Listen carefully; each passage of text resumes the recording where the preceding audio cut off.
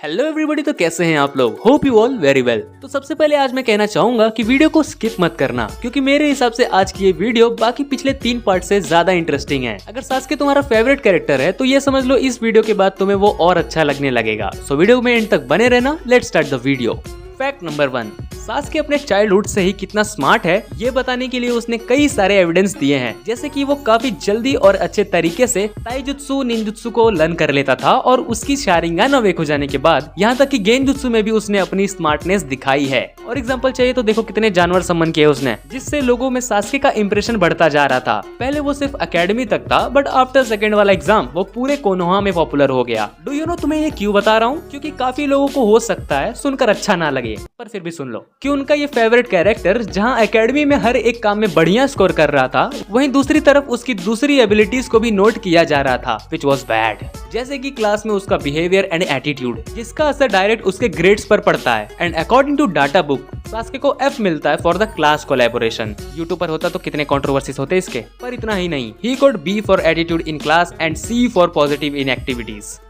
Fact number 2, according to Naruto data book Sasuke को खाने में सबसे ज्यादा पसंद है ओनिगिरी, म्हणजे राइस बॉल्स। हाँ वही जो ज्यादातर जापानीज एनिमे और कार्टून सीरीज में दिखाया जाता है और जहाँ तक कि हमने देखा है राइस बॉल्स नाम है, पर ट्रायंगल और समटाइम्स सिलेंडर शेप का भी होता है, मोस्टली तो ट्रायंगल। खैर जो सास्के की टॉप पिक्स है वो है tomatoes and okaka. Okaka is a flaky dish जो कि आमतौर पर स्किप जैक टूना नाम की फिश से बनाई जाती है। ये हो गए सास्के के फेवरेट फूड्स। नाउ कुछ ऐसी खाने की चीजें जो सास्के या तो कम पसंद करता है या तो करता ही नहीं है, लाइक मीठी चीजें। देखो सास्के का मीठे भोजन से दूर दूर तक कोई संबंध नहीं है। अब ये ऐसा भी हो सकता है कि सास्के की पर्सनैलिटी ही ऐसी हो, या फिर ऐसा भी हो सकता है कि सास्के ने कभी मीठा टेस्ट किया ही ना हो। वेल सीरीज में शायद देखा भी गया है कि सास्के नट्टो खाना पसंद नहीं करता, जो कि फर्मेंटेड सोयाबीन से बनाई जाने वाली एक जापानीज ट्रेडिशनल डिश है और वो अपनी तेज सुगंध के लिए बहुत ज्यादा ही फेमस है, जो कि काफी मीठी होती है।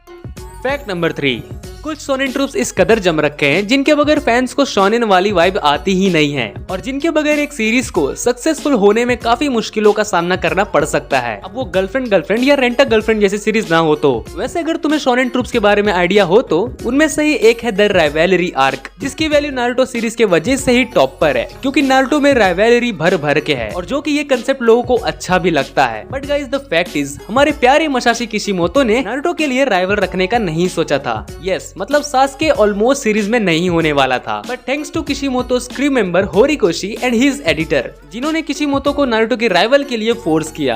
अब जो कि नारुतो मेन कैरेक्टर था तो उन्हें एक परफेक्ट राइवल चाहिए था, तो उन्होंने काफी रिसर्च किया और काफी मशक्कत के बाद सास्के को लाया as a yin to the Naruto's yang. वैसे आज अगर सास्के स्टोरी में नहीं होता तो वी कुडंट इमेजिन की स्टोरी इतनी फ्लुएंट होती।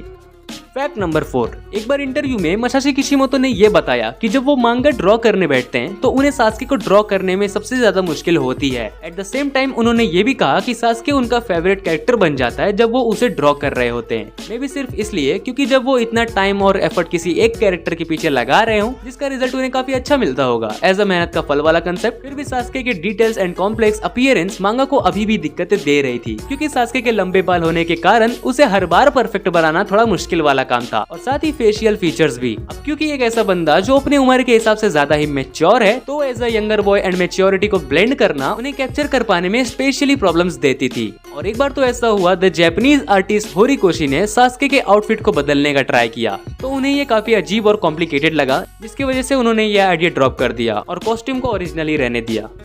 फैक्ट नंबर 5, जैसा कि अभी हमने बात किया कि सास्के के कैरेक्टर के लिए होरिकोशी के एडिटर्स ने उन्हें सजेस्ट किया था, जिसके बाद होरिकोशी ने इसके लिए किशिमोतो को फोर्स किया था। सो ये इंसिडेंट हो जाने के बाद उन्हें ये समझ में आता है कि उनके पास इतने मौके नहीं है कि वो इस कैरेक्टर को पूरी तरह से ओरिजिनल बनाए, एक नई पर्सनैलिटी दें, क्योंकि ये चीज प्लान को कैंसिल करा सकती थी। बट ये इतनी भी परेशान करने वाली बात नहीं थी, क्योंकि होरिकोशी के पास इतना तो वक्त था कि वो किसी चीज से इंस्पिरेशन ले सके, जिसका उन्होंने फायदा उठाया और सास्के को 1991 में आई हुई सीरीज yu yu hakusho के हेई कैरेक्टर से इंस्पायर होकर बनाया था, जिसने सास्के को अलग ही यूनिकनेस दे दिया। और ये सब के बीच सास्के के नाम पर उसी नाम की एक मांगा आती है जिसके फैन होरिकोशी खुद थे। कहने का मतलब है सास्के नाम को उन्होंने अपने किसी एक फेवरेट मांगा से लिया था। साथ ही सारुतो भी सास्के का नाम उन्होंने एक जापानीज निंजा से लिया था, जिसके रूट्स जापानीज हिस्टोरिकल फिक्शन में थे।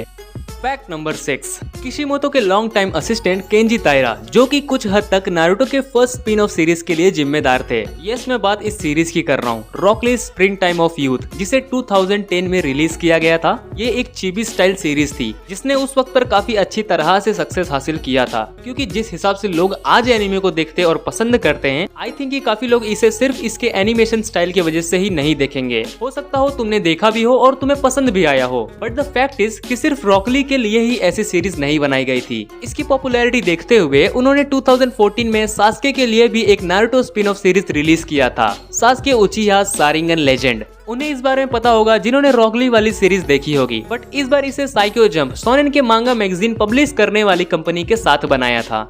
Fact number 7, if you know that about Naruto data book, जिसमें सीरीज के कैरेक्टर्स के बारे में हर एक इन्फॉर्मेशन एंड डिटेल मौजूद है, और उसे जब भी पढ़ो ना, हर बार कुछ नया देखने को मिलता है। समझ में आता है कि यार इस सीरीज के बारे में, जिसे हम काफी वक्त से देखते आ रहे हैं, कितना कम पता है। वैसे इसी डाटा बुक से इस फैक्ट का पता चलता है कि सास्के का कोई फेवरेट वर्ड भी इस दुनिया में एग्जिस्ट करता है। मतलब भाई इतना बिजनेस। खैर वो शब्द है चिकारा, विच मीन्स पावर या strength. Okay, let make sense. इसमें कोई शक की बात नहीं है कि सास्के की पर्सनैलिटी ही ऐसी है जिस वजह से उसे ये शब्द पसंद है। अब देखो कमेंट्स में ये मत कहने लग जाना कि सास्के की पर्सनैलिटी इतनी डोमिनेंट है तो उसे ये ट्रैश क्यों पसंद है। इसका जवाब नहीं है भाई मेरे पास। Well, after all he is one of the strongest character in Naruto verse. कुछ भी कर सकते हैं भाई, ताकतवर लोग हैं ये। साकुरा क्या चीज है।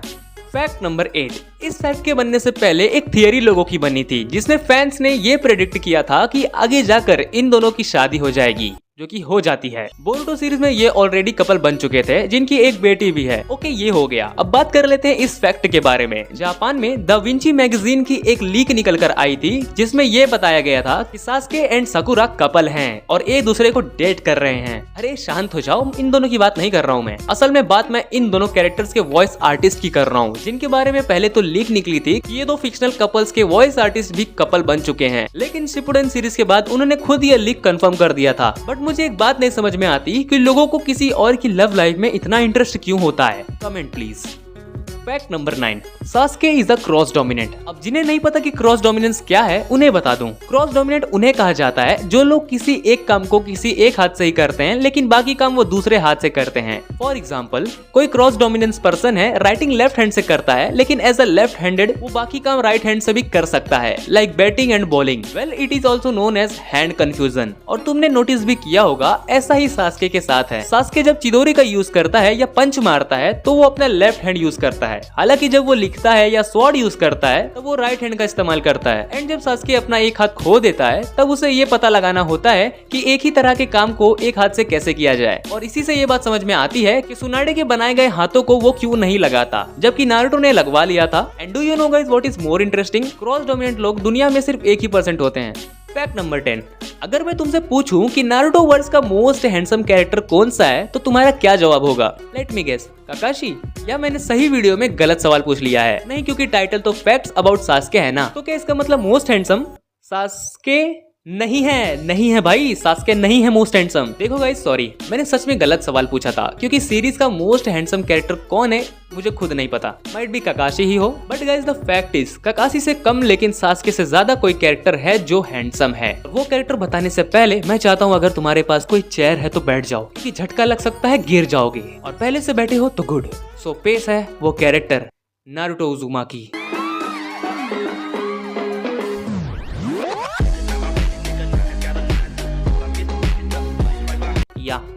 यकीन नहीं होता, पर यही सच है। खैर देखो, मुझे खुद नहीं पता कि ये फैक्ट सास्के का था या नारुतो का, but it was related to him, तो मुझे बताना जरूरी लगा, विच वाज अनप्रेडिक्टेबल सीरियसली। वैसे तुम चाहो तो अपनी राय मुझे कमेंट्स में बता सकते हो। और मेरा एक सवाल तुमसे ये है कि फैक्ट एंड फैन थियरीज के अलावा तुम और क्या देखना पसंद करोगे इस चैनल पर? खैर आ गया है वो वक्त जब तुम इस वीडियो को लाइक करोगे। नहीं, मजाक नहीं। अगर यार तुम्हें सच में ये वीडियो अच्छी लगी है तो लाइक कर देना और अपने एनिमे फ्रेंड्स को शेयर कर देना। कमेंट्स में अपना फेवरेट पॉइंट जरूर बता देना मुझे। और तुम्हें इस चैनल की वीडियोस अच्छी लगती हैं तो सब्सक्राइब कर देना। मिलते हैं नेक्स्ट वीडियो में, बाय।